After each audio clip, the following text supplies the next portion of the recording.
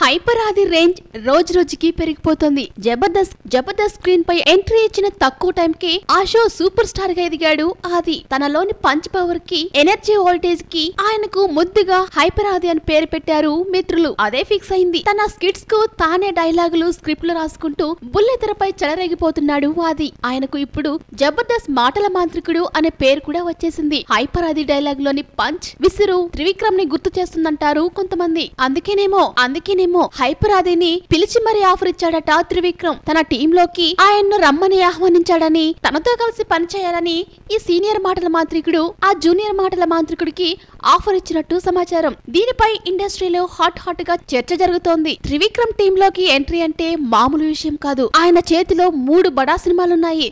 మొదట పవన్, ఆ తర్వాత ఎన్టీఆర్, ఆ వెంటనే మహేష్ బాబు, ఇలా 3 ప్రెస్టీజియస్ ప్రాజెక్టులలో కలిసి పనిచేసే ఛాన్స్ వచ్చింది ఆదికి. అయితే ఇది అబద్ధం అంటున్నారు కొందరు. ఇందులో నిజమెంత అనేది త్వరలోనే తేలనుంది.